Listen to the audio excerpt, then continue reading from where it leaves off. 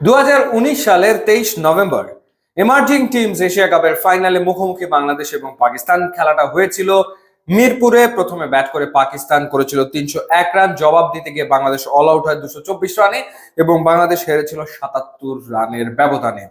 ঠিক 6 বছর পর 2025 আবারও 23 নভেম্বর, আবারও এমার্জিং এশিয়া কাপ, যেটার নাম চেঞ্জ হয়ে গেছে রাইজিং স্টার্স এশিয়া কাপ 2025-এর ফাইনালে মুখোমুখি হতে যাচ্ছে বাংলাদেশ এবং পাকিস্তান।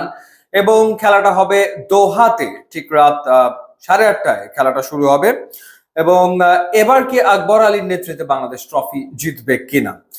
2019-এ বাংলাদেশ দলকে নেতৃত্ব দিয়েছিলেন নাজমুল হোসেন শান্ত, সেই দলে ছিলেন সৌম্য সরকার, সেই দলে খেলেছেন আফিফ হোসেন ধ্রুবক, সেই দলে খেলেছেন হাসান মাহমুদ। ইনফ্যাক্ট এবারের টিমে থাকা মাইদুল ইসলাম অঙ্কন এবং ইয়াসির রাব্বি 2019-এও কিন্তু বাংলাদেশ টিমে ছিলেন। সেবার তারা পাকিস্তানকে হারাতে পারেননি। দেখার ব্যাপার এবার তারা পাকিস্তানকে হারাতে পারে কিনা। পাকিস্তান আনবিটেন এই টুর্নামেন্টে, এখন পর্যন্ত কোনো ম্যাচ হারেনি।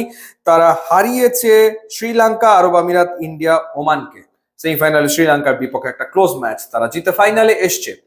এবং ওভারঅল যদি দলের পারফরমেন্সের কথা বলি তাহলে আলাদা করে বলতে হয় যার কথা, তার নাম হচ্ছে মাস সাদাকাত, যিনি ব্যাটিং এও অ্যামেজিং পারফর্ম করেছেন। সোফার 235 রান করেছেন, সূর্যবংশীর পরে সেকেন্ড হাইয়েস্ট রান গেটার এবারে টুর্নামেন্টে, এবং একই সাথে তিনি 6টা উইকেটও নিয়েছেন। বা লেফট আর্ম স্পিনার, তিনি অলরাউন্ড নৈপুণ্য তিনি দেখিয়েছেন এবং মূলত পাকিস্তানের ব্যাটিংটা তিনি একাই ক্যারি করেছেন থ্রু আউট দ্য টুর্নামেন্ট। তিনি ওমানের বিপক্ষে 96 রানে অপরাজিত ছিলেন, এরপর ইন্ডিয়ার বিপক্ষে 79 রান করে অপরাজিত, আরব আমিরাতের বিপক্ষে 37 রান করে অপরাজিত। ফাইনালি তিনি আউট হয়েছেন সেমিফাইনালে শ্রীলঙ্কার বিপক্ষে 23 রান করে। মজার ব্যাপার, 235 রান তিনি করেছেন। আর পাকিস্তানের পক্ষে সেকেন্ড হাইয়েস্ট রান করেছেন গাজী ঘড়ি, যিনি করেছেন মাত্র 55 রান। তো পক্ষান্তরে বাংলাদেশের ব্যাটিং ডিপার্টমেন্টকে লিড করছেন হাবিবুর রহমান সোহান, যিনি এখন পর্যন্ত রান করেছেন 202 এবং হাইয়েস্ট রান গেটারদের তালিকাতে 3-এ রয়েছেন বাংলাদেশের এই ড্যাশিং ওপেনার। এরপর দ্বিতীয় অবস্থানে রয়েছেন ক্যাপ্টেন আকবর, যার ব্যাট থেকে 75 রান এসছেন, এবং জিসান আলম শুরু তো ভালো করছেন, এখন পর্যন্ত টুর্নামেন্টে 73 রান করেছেন, বাট বড় ইনিংস খেলতে পারেননি। আর বোলিং ডিপার্টমেন্টের কথা বললে সুফিয়ান মুকিম 7 উইকেট নিয়েছেন, বাংলাদেশ পাকিস্তানের এই বাহাতি স্পিনার, এবং সাদ মাসুদ, যিনি লেগ ব্রেক বোলার, তিনিও 7 উইকেট নিয়েছেন। অর্থাৎ ফাইনালে আসলে পাকিস্তানের স্পিন মোকাবেলা করতে হবে বাংলাদেশি ব্যাটারদের, কারণ তাদের সবচেয়ে সফল 3জন বোলার, 3জনই আসলে স্পিনার। পাশাপাশি তাদের যে ফাস্ট বোলার রয়েছেন শাহিদ আজিম, তিনি 5 উইকেট সোফা নিয়েছেন।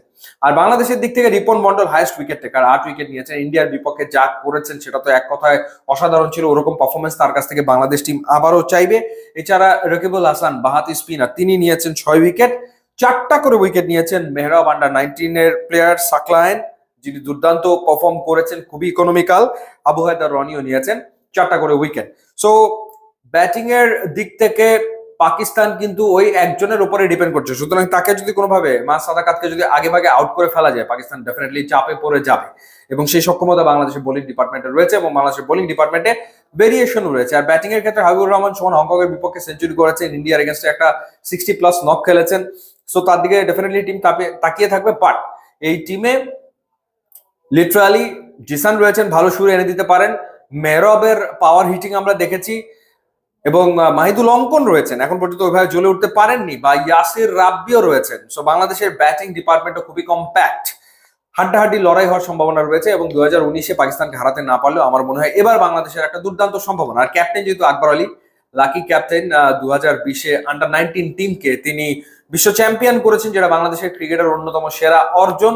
এছাড়া অধিনায়ক হিসেবে তিনি ব্যাক টু ব্যাক 2টো NCL এ রংপুরকে তিনি চ্যাম্পিয়ন করেছেন দলকে 2023 এবং 2024-এ।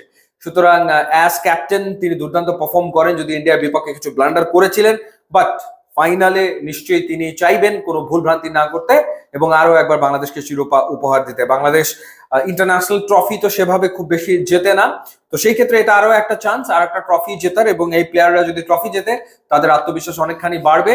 ওটা বাংলাদেশ তাকিয়ে থাকবে এই ম্যাচের দিকে, এবং আমরা আশা করবো যে আকবরের হাত ধরে বাংলাদেশ আরো একটা আন্তর্জাতিক শিরোপা জিতবে।